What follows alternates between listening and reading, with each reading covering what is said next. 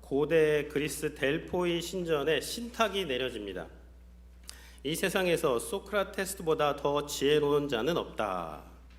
이 소크라티는 당황하면서 스스로에게 말합니다. 나는 내게 큰 지혜가 없다는 것을 잘 알고 있는데 이 신탁은 무슨 의미인가? 이 소크라테스는 그래서 당시에 지혜자들을 찾아서 대화를 하면 그들이 나보다 지혜롭다는 것이 이제 밝혀지게 된다. 그런 생각으로 지혜자들을 만나게 됩니다. 정치가 시인, 장인을 만나서 차례대로 이야기를 하게 됩니다.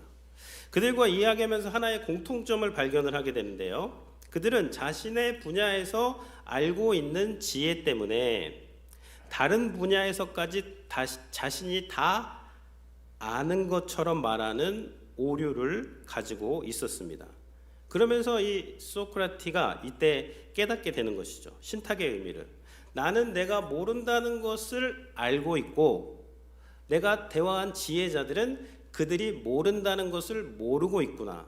그러니까 내가 가장 지혜롭다는 것은 무엇이냐면 나는 내가 모른다는 것을 알고 있는 나 자신을 알고 있기 때문에 내가 지혜롭다라는 그런 말을 깨닫게 되는 것이죠.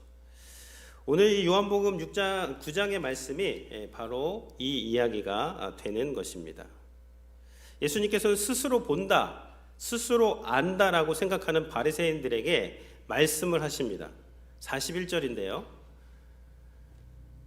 예수께서 이르시되 너희가 맹인 되었더라면 죄가 없으려니와 본다고 하니 너희 죄가 그대로 있느니라. 그들은 스스로 본다, 안다라는 오만과 편견에 빠져서 예수님을 바로 보지 못했습니다. 이 요한복음 9장의 큰 내용은 무엇이냐면요. 예수님께서 날 때부터 맹인된 사람의 눈을 뜨게 하셨다는 거예요.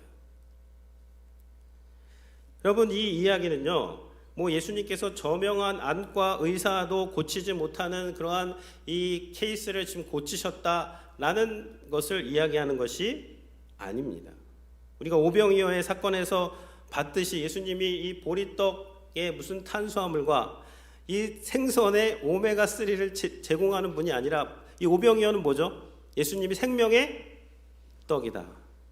예수님이 영생의 양식이다. 라는 걸 말하는 것처럼 오늘 이 본문은요, 예수님의 육체의 눈을 띄워주는 것을 넘어서 예수님이 생명의 빛이다.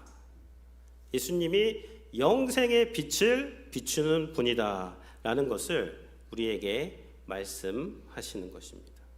그러니까 예수님을 믿는다는 것은 무엇이냐면요, 예수님을 믿으면 반드시 영생의 빛이 비춰집니다. 그러면 관점의 변화가 일어나요. 안 보이던 게 보입니다. 새롭게 보이게 되는 거예요. 그것이 예수님께서 생명의 빛으로 우리에게 비추어 주셨기 때문에 그러한 일이 일어나게 되는 것입니다. 그래서 오늘은 점점 밝아지는 이러한 영적 시야라는 주제로 말씀을 나누도록 하겠습니다. 첫 번째는요, 과거에 집착하지 말고 인생의 목적을 보라는 것입니다. 우리 같이 한번 앞에 보시면서 읽어보겠습니다. 과거에 집착하지 말고 인생의 목적을 보라. 예수님께서 길을 가실 때 날 때부터 맹인된 사람을 보게 됩니다.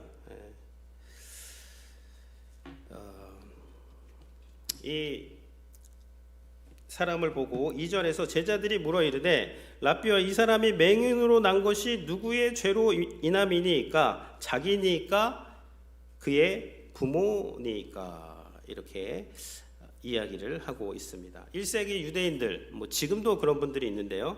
이런 선천성 장애 같은 특별한 고통을 당한다면 특별한 죄를 지었기 때문이다 라고 생각하시는 분들이 있습니다. 태어날 때부터 맹인으로 태어났기 때문에 이 맹인의 고통이 누구의 죄 때문인지, 부모 때문인지, 자기 때문인지에 대해서 지금 예수님께 묻고 있는 것입니다. 제자들뿐만 아니라 그 당시의 사람들이 다 이러한 관점을 가지고 있었습니다. 과거에 집착하는 관점이고 어두운 관점입니다. 생명의 빛이 비치기 이전의 관점이 되는 것이죠. 영적 맹인들은요, 항상 이제 이런 거를 보는 거예요. 나는 흙수저다. 이렇게 된 것은 다 내 죄 때문이다. 부모 죄 때문이다. 너 때문이다. 환경 때문이다. 이런 것들을 보면서 그 과거에 집착을 하고 과거의 잘못만을 이렇게 계속 바라보고 있는 것, 이것이 어두움 가운데 있는 영적 맹인이 되는 것입니다. 오늘 예배를 통해서 이 어두움 가운데 생명의 빛이 비춰지기를 축원을 드립니다. 영적 눈을 뜨면요, 내가 얼마나 사랑받는 사람인가가 보이는 거예요. 당신은 사랑받기 위해 태어난 사람, 이런 찬양이요 내 안에서 막 흘러나옵니다. 하나님께서 그 아들을 아끼지 아니하시고 십자가에서 내어 주시기까지 나를 사랑하셨다는 것이 보이는 거예요. 임마누엘로 그 하나님께서 나와 동행하시고 나와 함께 하시고 늘 내 곁에서 옆에 계시는 분이 보이는 것, 이것이 영적인 눈이 뜨여지게 되는 것입니다. 이 3절에 보면요, 예수께서 대답하시되 이 사람이나 그 부모의 죄로 인한 것이 아니라 그에게서 하나님이 하시는 일을 나타내고자 하심이라.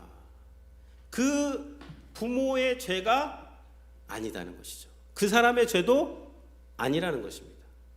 그럼 그 사람은 왜 태어났나? 왜 그렇게 태어났는가? 하나님이 하시는 일을 나타내기 위해서다라고 말씀을 하고 있습니다. 우리가 요한복음을 보면서 요한복음에서 하나님의 이름 뭐죠? 6장 29절입니다. 같이 한번 읽어보도록 하겠습니다. 예수께서 대답하여 이르시되 하나님께서 보내신 일을 믿는 것이 하나님의 일이니라. 하나님의 일은요, 하나님이 보내신 일을 믿는 것입니다. 이 사람이 왜 태어났어요? 하나님이 보내신 예수 그리스도를 믿기 위해서 태어난 것입니다. 여러분, 우리가 왜 태어났습니까? 건강이 목적입니까? 건강이 정말 인생의 목적이라면 날 때부터 맹인된 사람, 장애를 갖고 태어난 사람처럼 억울하고 그렇게 이 섭섭한 인생은 없을 것입니다. 이 맹인으로 태어난 사람의 목적이 눈을 뜨는 것이라면요, 이 눈을 뜨는 건 대단한 것입니다. 이거 큰 축복이에요. 엄청난 축복이에요. 근데 눈을 떴다고 해서 인생이 해결되지 않아요. 이제 눈 뜨면 어떻게 해야 되죠? 뭘 어떻게 해요? 직업 훈련원 가야죠. 아침부터 저녁까지 또 일해서 먹고 살아야 되는 거예요. 눈 뜬다고 뭐 인생이 해결되지 않습니다. 그건 눈 뜨면 인생이 시작되는 것이죠.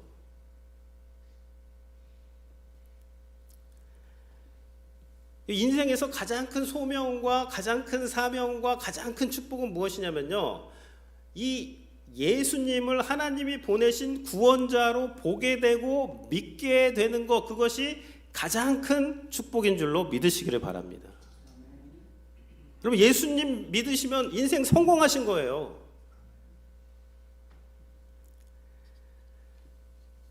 여러분, 인생에서 이 가장 큰 부르심이 예수님을 믿고 구원받는 것이고, 이 구세주로 예수님을 고백하는 것, 이것이 우리가 이 땅에 태어난 이유가 되는 것입니다. 그러면요, 예수님을 믿고 이 영원한 생명의 삶, 영생의 삶을 시작하는 것이 우리의 목표가 되면, 그러면 이 땅에서 건강하던 병약하던, 장애가 있던 없던, 부자이던 가난하던, 성공했던 실패했던, 그것은요 잠시 잠깐입니다. 일시적인 거예요.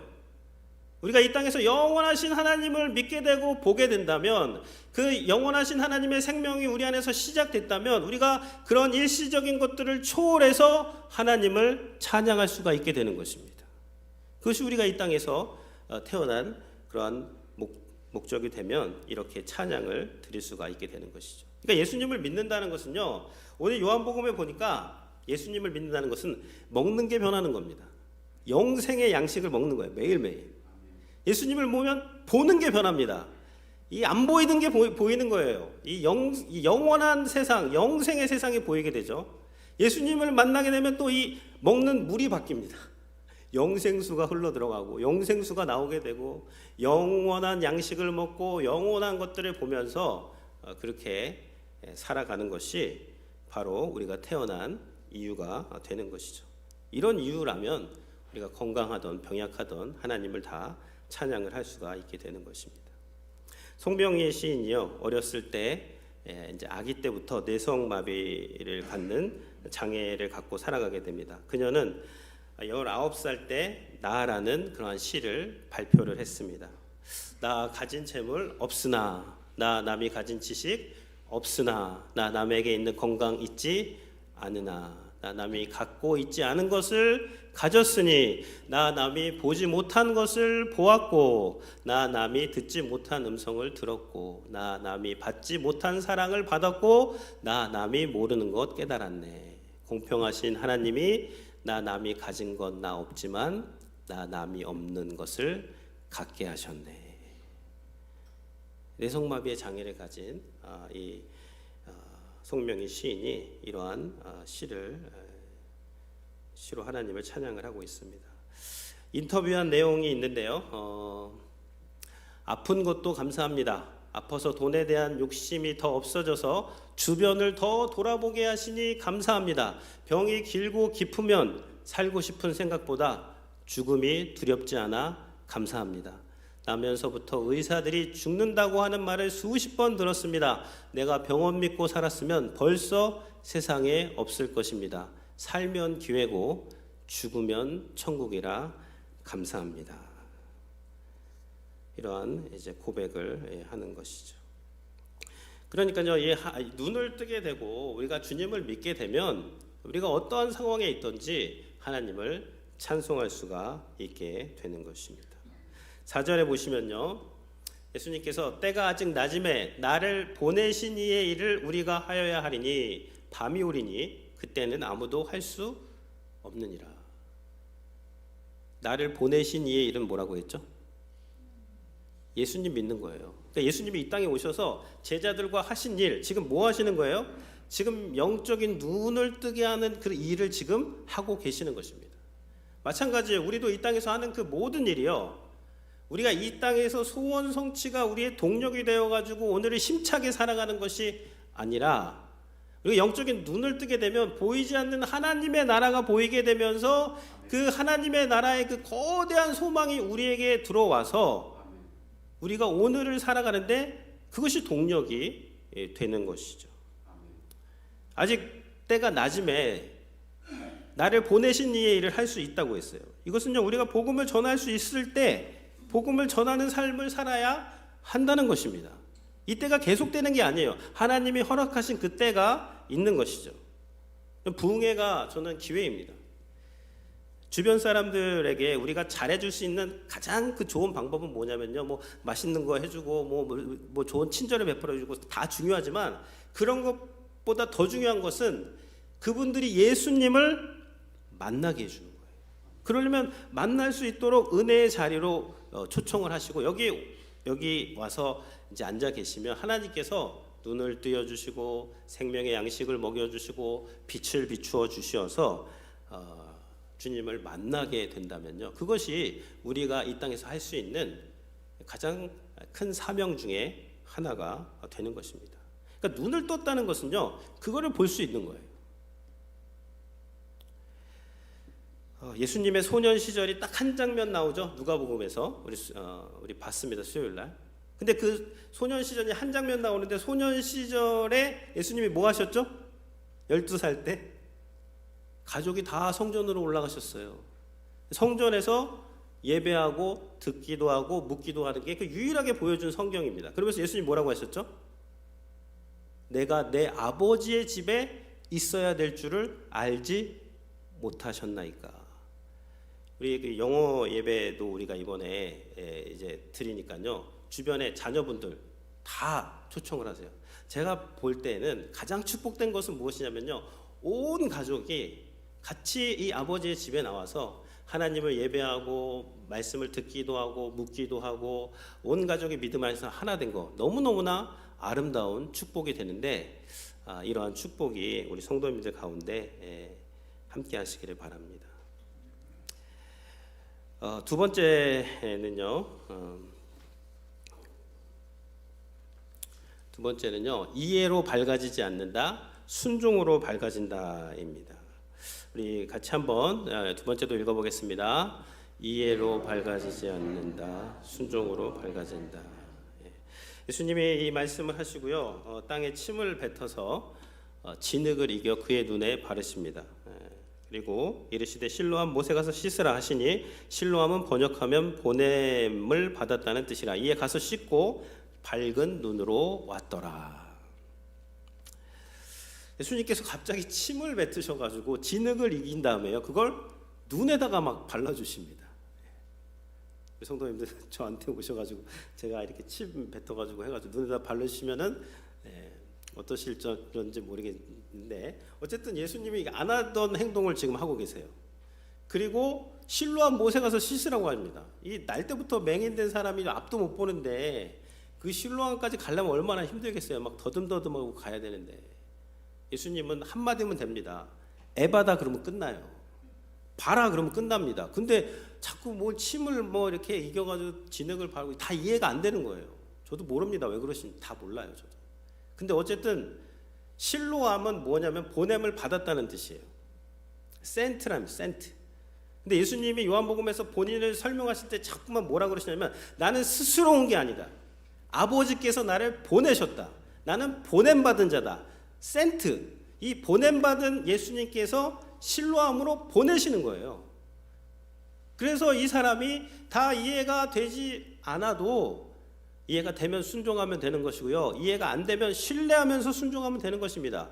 가서 씻고 밝은 눈으로 이제 보게 되고 돌아오게 되는 것입니다. 그래서요, 이 보냄받은 물에서 씻을 때 육신의 눈이 열렸고요. 보냄받은 이를 믿을 때 우리의 영혼의 눈이 열리게 되는 것입니다. 창세기 2장에서 예수님께서 진흙을 빚어가지고 사람을 창조하셨어요. 요한복음 9장에서는 이 진흙을 빚어서 눈에다 붙이셔가지고 몸이 1000냥이면 눈이 900냥입니다. 눈 관점의 변화예요. 예수 믿으면 눈이 변해야 눈이 거듭나야 돼요. 이 눈을 그냥 구원하시고 눈을 새롭게 재창조하시는 그러한 모습이 보여지고 있는 것입니다. 세 번째는요. 기적의 수혜자에서 영혼의 예배자가 되라는 것입니다. 이 말씀도 같이 한번 읽어보겠습니다. 다시 한번 읽겠습니다. 기적의 수혜자에서 영혼의 예배자가 되라. 이 요한복음 9장이 이제 다 읽어보시면요, 눈 뜨는 이야기입니다, 결국. 근데 눈을 떠서 결국 영혼의 눈까지 뜨게 되는 이야기예요. 그래서 다 읽어보시면 이게 점점 밝아지는 이야기입니다. 점점 밝게 해요. 그래서 이 교부 시대, 예수님의 제자들의 제자들 그런 시대, 그러니까 주후 뭐 100년, 200년, 300년 이때에는요, 이제 예수님을 믿는 사람들이 들어오면, 새신자들이 들어오면요, 이 요한복음 9장을 크게 이렇게 낭독시켰다고 합니다. 크게 읽도록.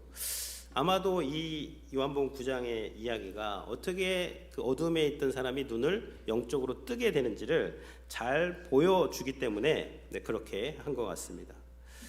이제 맹인이 날 때부터 맹인이니까 그 동네 사람들은 이 사람 다 알죠. 근데 이 사람이 눈을 떴어요. 그래서 사람들이 묻습니다. 당신 어떻게 해서 눈을 떴습니까? 그러니까 11절에서 대답을 합니다. 예수라 하는 그 사람이 진흙을 이겨서 내 눈에 바르고 나더러 이제 가서 씻으라고 해서 나왔다. 근데 여기서 뭐라고 하냐면 예수라 하는 그 사람이, 처음에는요 예수님을 그냥 어떤 사람으로 보게 되는 것입니다. 그래서 이제 바리새인들한테 또 갔어요. 회당을 주관하는 권위 있는 자들 앞에서 가서 이제 너가 눈을 뜨게 됐는데 너의 생각에는 그 사람이 누구라 하느냐, 17절인데요. 그러니까 이 사람이 너는 그를 어떠한 사람이라 하느냐라고 질문을 하니까 당국자들이 대답하되 선지자이니이다. 이번에는 선지자라고 그렇게 대답을 합니다. 다시 또 이 바리새인들이 불러가지고 우리는 그 사람이 죄인인 것을 안다. 하나님께만 영광을 돌리라 막 이런 얘기를 하니까 이 눈뜬 사람이요, 그가 죄인인지 아닌지 나는 그런 건 잘 모르겠고 내가 아는 한 가지는 내가 눈 떴다는 겁니다. 그리고 난 창세 이후로 날 때부터 맹인된 사람이 눈을 떴다는 이야기는 들어본 적도 없습니다. 하나님께서 보내시지 않으면 이런 일이 일어날 수 없습니다. 여기서 예수님을 하나님께서 보내신 자로 또 이야기합니다. 그러니까 이 당국자들이요, 좀 기분이 상했겠죠. 맞는 말을 하니까. 그러니까 뭐라고 하죠? 35절에서 34절에서 그들이 대답하여 이르되 내가 온전히 죄 가운데 나서 우리를 가르치느냐 하고 이에 쫓아내어 보냅니다. 회당에서 쫓아내 버려요. 그 사람은 이제 그 공동체에 더 이상 소속되지 못하는 것입니다. 근데 이제 이때부터가 중요한 거예요. 이때에 예수님이 35절에 찾아가십니다. 그래서 내가 인자를 믿느냐 이렇게 이야기를 합니다. 36절 주여 그가 누구오니까 내가 믿고자 하나이다. 37절 내가 그를 보았거니와 지금 너와 말하는 자가 그이니라. 주여 내가 믿나이다. 우리 38절은 같이 한번 읽겠습니다. 이르되 주여 내가 믿나이다 하고 절하는지라. 이 부분이요, 영적인 눈이 빵 뜨이는 그런 말씀입니다. 뭐라고 하죠? 예수님을 주여, 주님으로 보는 거예요. Lord, Kyrios, 내가 믿나이다 하고 절하는지라. 여기서 절은 뭐래요? Worship Him, 그를 예배했다는 것입니다. 단순히 육신의 눈을 뜬 어떠한 그런 사람이 아니라, 어떤 선지자가 아니라 주여 내가 믿나이다 하고 그 하나님의 아들 하나님이 보내신 구세주로 믿고 그 앞에서 경배하고 예배하는, 그때 이 사람의 눈이, 영적인 눈이 빵 띄어지게 되는 것이죠. 그래서요, 이 사람은요, 요한복음에서 처음입니다. 기적의 수혜자가, 기적을 베푸신 그 시혜자 앞에서 무릎을 꿇고 예배하는 사람은 이 사람이 처음이 되는 것이죠.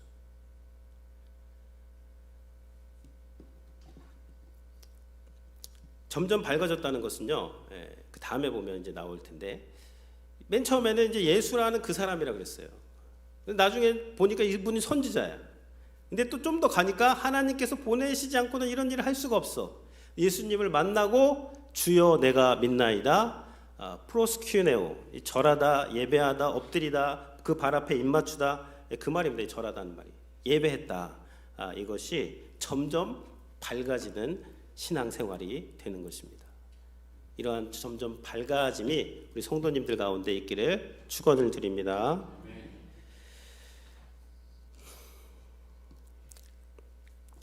이 바리새인들은요, 반대예요. 점점 어두워집니다.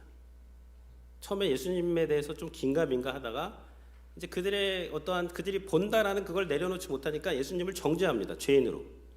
그리고 네가 죄 가운데 태어나서 우리를 막 심판하냐고 그 사람을 쫓아내버리는, 점점 어두워져 가버리는 그러한 바리새인의 모습을 보여주고 있는 것이죠. 영적 맹인은요, 두 가지가 보입니다. 하나는 내가 얼마나 의인인가와 다른 사람들은 얼마나 죄인인가가 보입니다. 그럼 영적 맹인이에요. 근데 영적 눈뜬 자들은 두 가지가 보입니다. 내가 죄인인 게 보이지만 나의 죄보다 더 큰 하나님의 은혜가 보여요. 그러면 영적으로 눈뜨신 겁니다. 그리고 보이는 또 한 가지는 사명이 보입니다.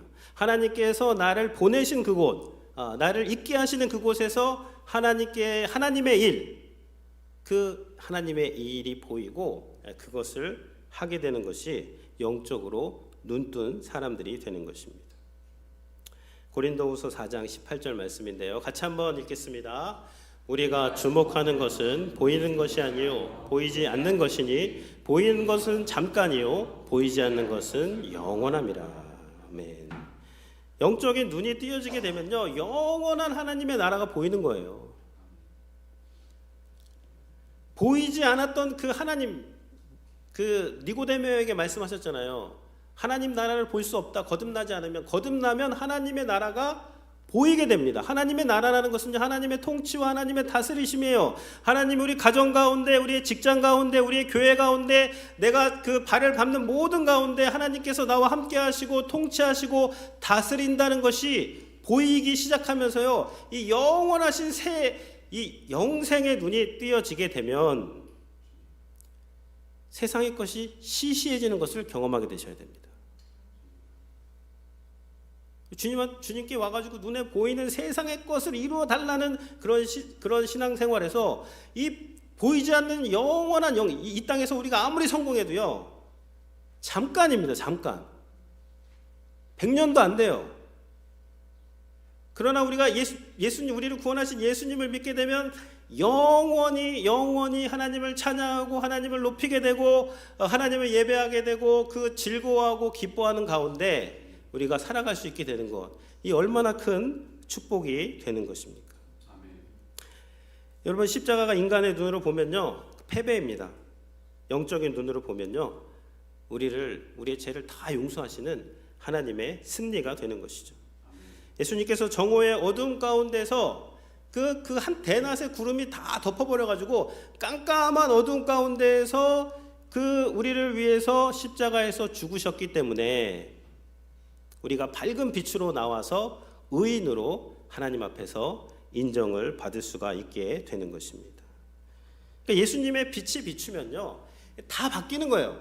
가정도 바뀌고 직장도 바뀌고 나 자신을 보는 것도 바뀌고 모든 관점이 바뀌고 하나님을 찬양하게 되는 것이고, 하나님의 사랑이 보이고 은혜가 보이고 사명이 보이고 하나님께서 나에게 베풀어준 나를 인도하시는 그 모든 것들이 보이게 되면서 우리가 주님을 찬양하게 되는 것, 이러한 빛이 우리 성도님들에게 비추시기를 축원을 드립니다.